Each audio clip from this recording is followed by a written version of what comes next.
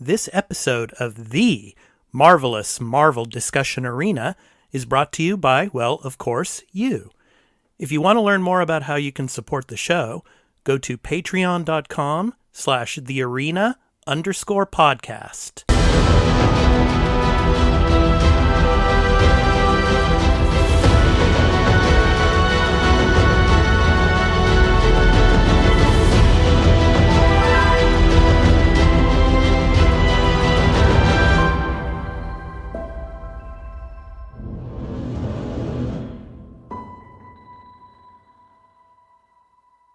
Hey everyone, welcome into the Marvelous Marvel Discussion Arena, where we are talking about Moon Knight, Episode 5. So this is our recap and reactions episode to the latest Moon Knight episode, and I just want to point out that this is a spoiler-filled recap and reaction episode to Moon Knight Episode 5. So if you have not already watched Moon Knight Episode 5, please go and watch it before you watch our video here. So that's your warning about spoilers that are going to be going on, and we're going to be talking spoilers throughout the episode. So with that said, let's go ahead. I'm your host, Expat, of course, and I have my two co-hosts here, Burly Gaming on Twitch and Turn-Based Carl. So welcome, guys, and yeah, how did you enjoy the episode? Burly, did you enjoy Episode 5?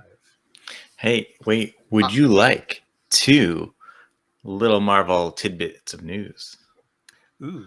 Okay, Carl. Ooh. So, yes, our other co-host, Turn-Based Carl. Yeah. So, what quick brief thing so we can yes. jump into. Yep. Ant-Man and the Wasp: Quantumanium has switched its release date with the Marvels, so it's jumping forward to February 17th.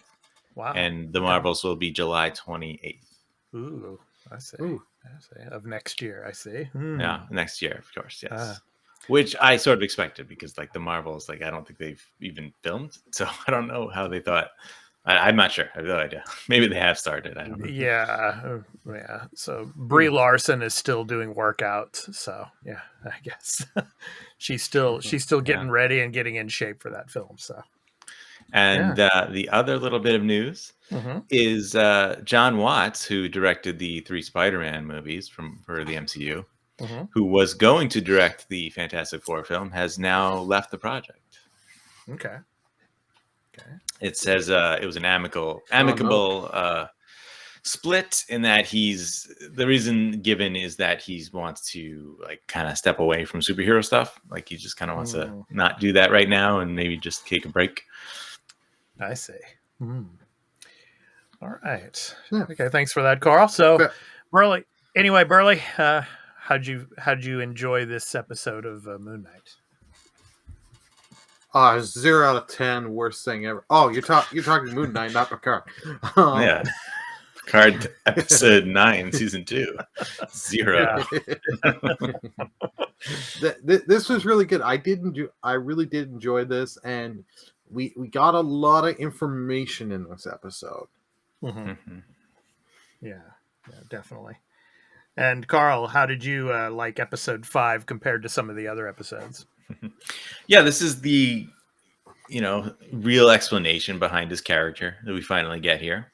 Yeah. The big reveal sort of his past and how he ended up like this. Yeah. I do feel no, it's really well. So I want to say the good thing about it is that it's really well done. I think the story is pretty compelling. It's acted very well. The emotion is good. You feel it. Like the situations feel real. Like as far as like his family situation, right? Yeah. It's an awful thing that could potentially happen. To real people. Yeah. The one thing I would say is that I feel like we should have gotten this like one episode earlier. I feel like episode 3 is the one that like you could have kind of dropped a lot of that and just kind of moved quicker into this. But yeah, we're here now, so we got one left. So obviously this episode was called Asylum, and obviously Mark and Steven are stuck in this asylum, and they're trying to figure out what the hell is going on and how they're going to get out of this place. And then, of course, we get, the the hippo that we saw at the end of the last episode. So, do any of you guys know what that hippo's name was? I think what was it, Burley? You were saying that was the Egyptian goddess of fertility or something like that, or what was it? Yeah. Give I me think it was 2 seconds. Toweret or something. Something Yeah, like something that. like that. Yeah. Yeah. So. I'll look it up quick. The name.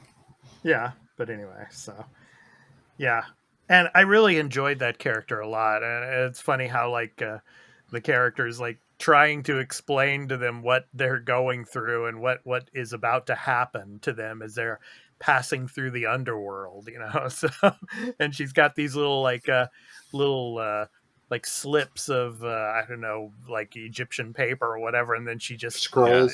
scrolls, and just starts flipping them out into the air and stuff, and she's okay. The duat, I think it's called, The right?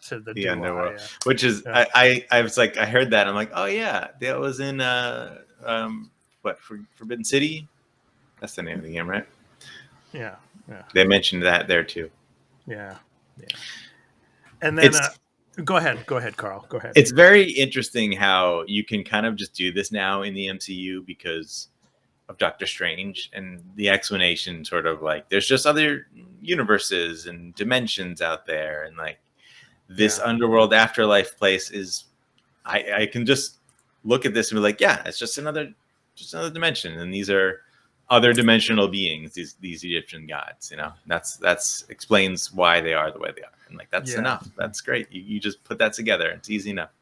Yeah, and then you have the of course in the episode the element of, you know, asylum, obviously, kind of like I was referring to in the last episode, kind of like a One Flew Over the Cuckoo's Nest type of scenario, where you have of course Ethan Hawke's character, you know, of course, you know, as the director of this place, and still, you know, questioning, you know, I think it's first it was Mark, and then later on in the episode, I think he gets to talk to Steven again, I think. But yeah, he does. and I thought that was, you knew that part when like he had the cup in his hand, he had like the water. You knew he was going to dump that on Ethan Hawke's character, you know, on Arthur Harrow at some point in the episode. But yeah, I mean, I'm just really enjoying the back and forth between these two, like all the psychological babble and everything that's going on, and you know how Harrow's trying to manipulate them and trying to get information and all. But yeah, what'd you guys think of this part, Burley? I did enjoy it, and Carl is right. That is the hippo god, Tarat. Is the name. Okay, Tarat. Okay. Yeah, I'm probably butchering the pronunciation, but Okay. I did enjoy that we did get more of this with that. So we did get Ethan Hawke in the episode because he's one of the characters I've really enjoyed throughout this show. Yeah.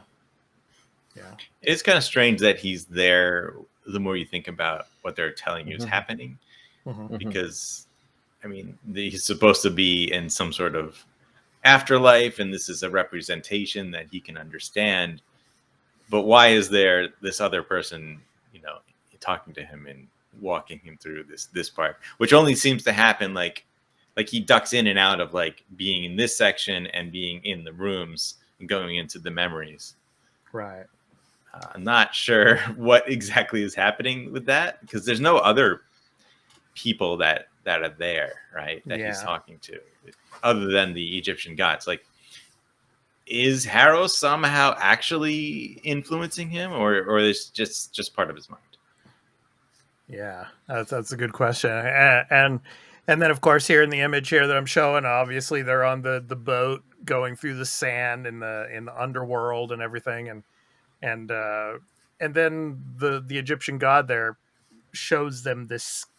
It's funny. It's like how the god puts her hand into their chests and takes out, like, it looks like a plastic heart, and then puts them on one scale, and I'll show you the scale here. It's interesting. One scale has the hearts, and then the other scale just has a feather. And I'm just trying to understand what that feather represents. I don't know. Maybe you guys have some kind of idea what the feather represents, but maybe the third character, the third personality. Who knows? But I mean, Yeah, so the god tells them both to get back, go through the door, and then go down and learn more about each other, because the scales have to balance themselves out for them to be able to get to, the what in Roman society they would call Elysium, which is like a Yeah, this was heaven, the field of reeds, I field of believe. reeds. Yes, Yeah. yes, like Yes. their form of heaven, so to speak. So, and later on, I'll show an image of that. But yeah, I mean, what do you guys think the feather represents in this, though? Yeah, I don't know. I mean, maybe it's an Egyptian thing, but I'm not sure. Yeah. Maybe it's the third personality that we still really haven't got the third personality yet revealed. So Maybe it more represents that if you're in complete balance, everything's all just lightweight and nothing weighs you down. I have no idea. I'm just making stuff up as I talk here. Yeah. No, I think it's probably something symbolic like that, not necessarily something directly in the show. Yeah. It's symbolic. Yeah. It is interesting that like they've teased that third personality, but we're on the 5th episode and we have not revealed anything about it. Yeah. But I do think when you see the past and when he's killed all those people, well, those people have all been killed, and he acts like he didn't do it and he doesn't know. Yeah. He seems to not really know what happened there. Yeah. Or maybe he does, and that's where he created a third personality. Because now we kind of know that he created the personality, like sort of willingly, almost, or through trauma, like ended up manifesting it. It's weird, but that would make a lot of sense. That the same thing happened in that situation. He ended up killing or having to kill everyone, so he made this other personality again that did that for him. Yeah. As they're going through that room and they're all sitting there, all they look zombified, in a sense. And then obviously Steven sees a boy, at the end of the corridor, and then runs away. And then he starts to chase the boy. And then obviously we start to get into Mark's past, Mark and Steven, of course, Mark's past. And we find out that Mark had a brother. And we see the situation where, of course, Mark leads the brother into a cave, obviously, and that's where the brother drowns. And the mother, of course, and this was kind of the real dramatic part of the episode, I thought, in the sense that the mother just completely blames Mark for the death of the younger brother, and just would not even, comfort him, or just basically shunned him for years. I thought that was, pretty traumatic. And we see that throughout the episode as they're going from room to room, and you see how she abuses, Mark as he's growing up. And then, of course, the father, trying to be that one piece to keep everything together, sitting at the table, blowing out the candles with him for his birthdays and everything.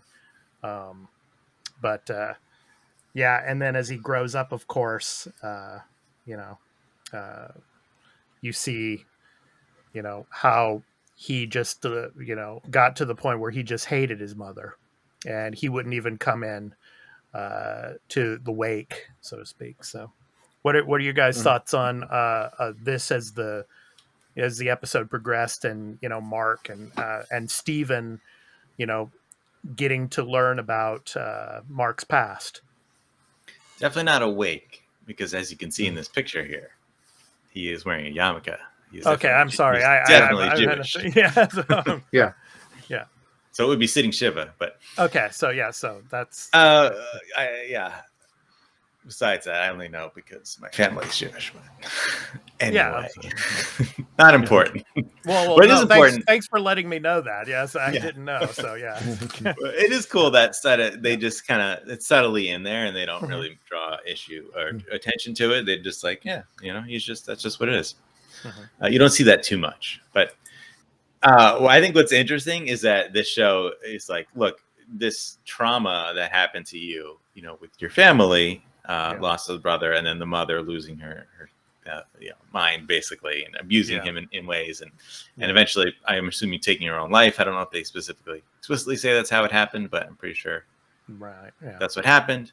Yeah. You know, how that has a huge impact on your life, you know, unless you're someone like, I don't know, Jean-Luc Picard, maybe it doesn't. I knew you were gonna bring that up. Carl, I knew you were gonna bring that up, man. I knew you were gonna bring that up, and Burly and I will be talking about that when we do the Picard episode. So yeah. Anyway, go ahead.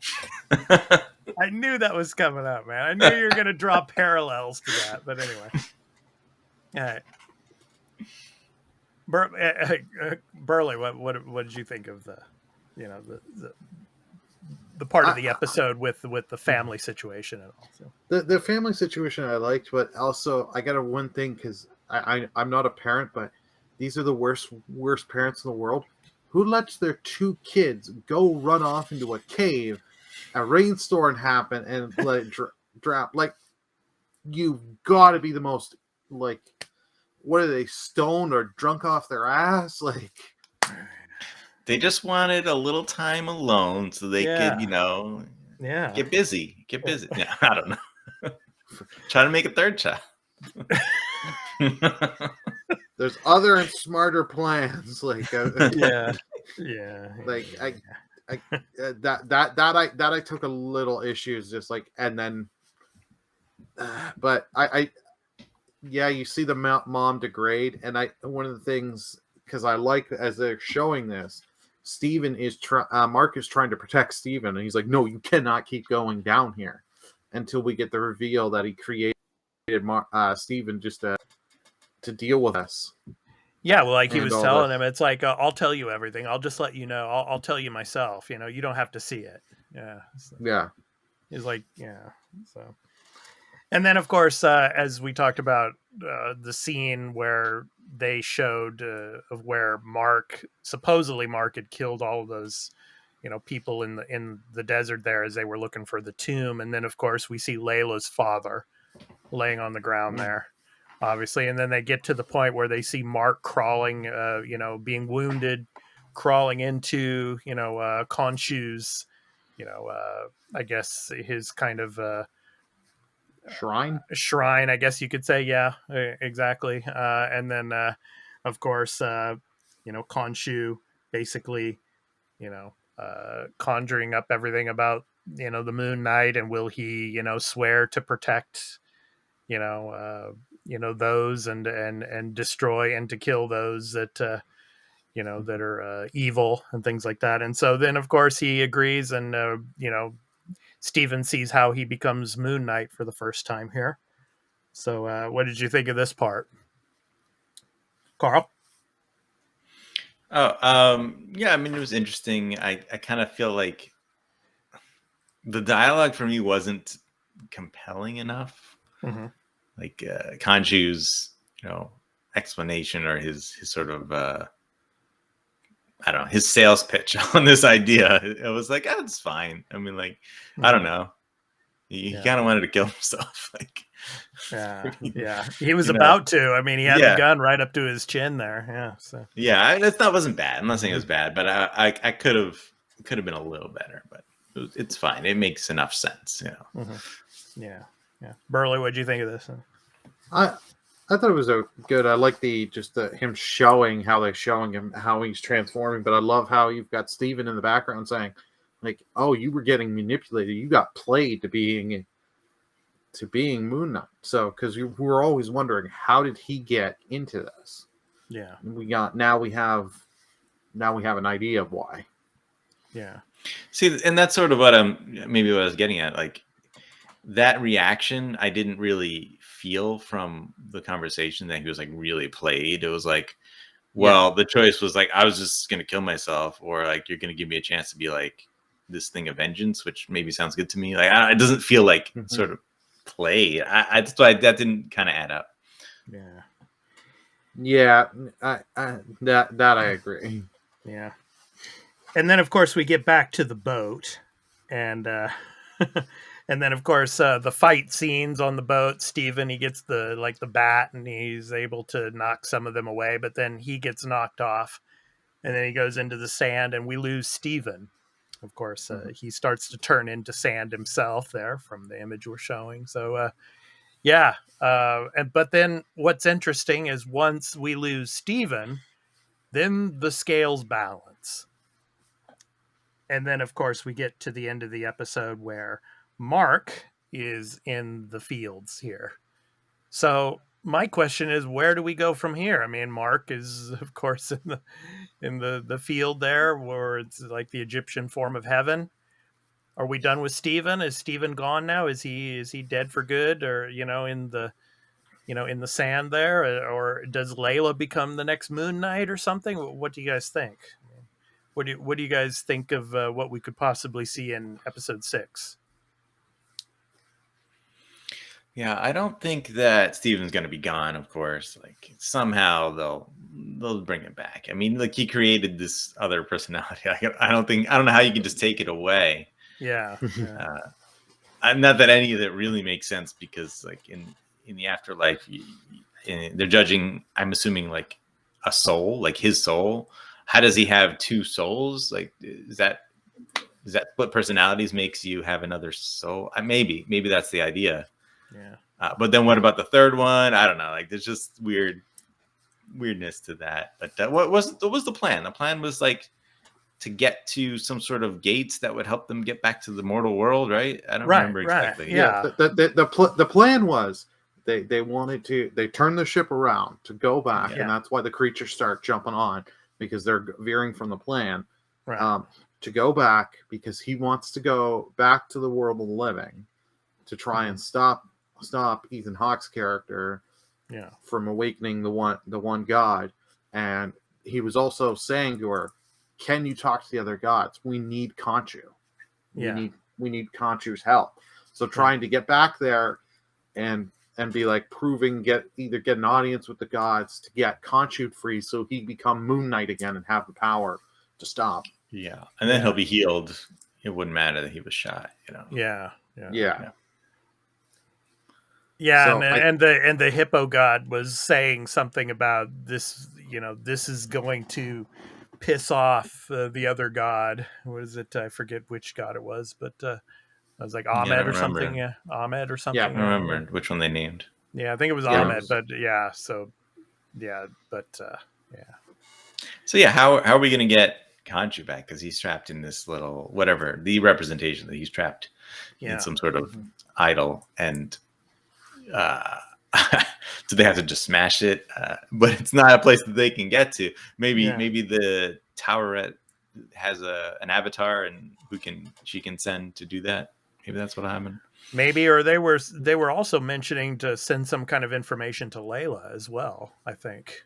But yes, maybe Layla can help in that regard.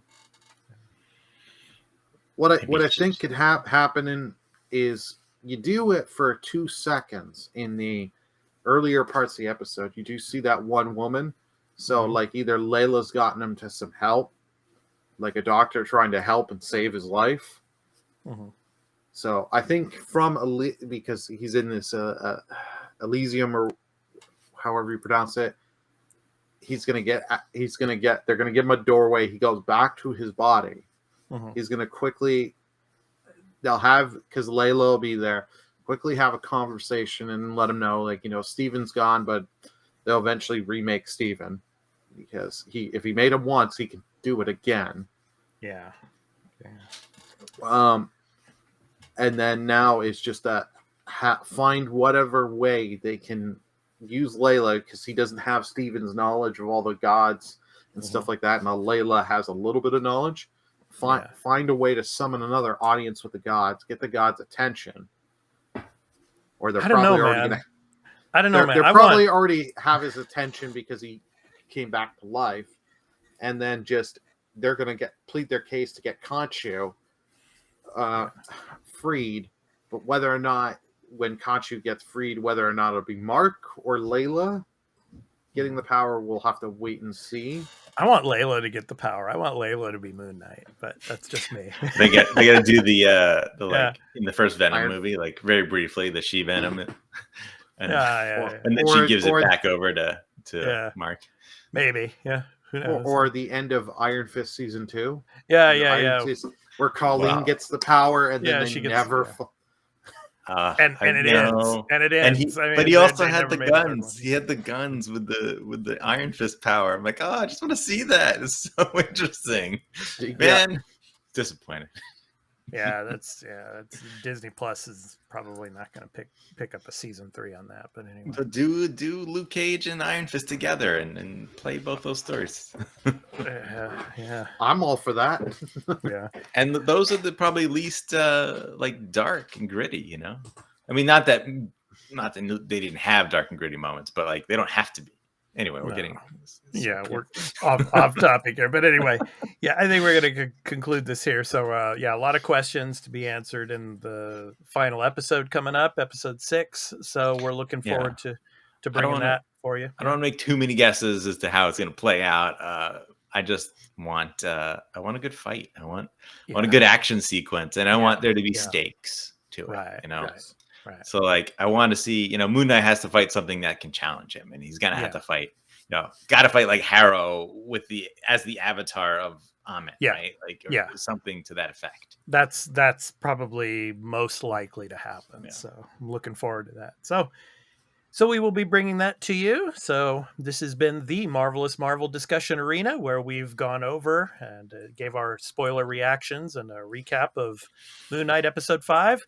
So, of course, it will first go up to our Patreon over at patreon.com/thearena_podcast. So check that out. And if you become a patron, of course, you get early access and ad-free all of our videos there. So come and check us out there.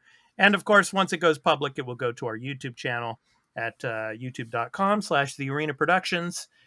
So after the first 2 days, it goes to our YouTube channel.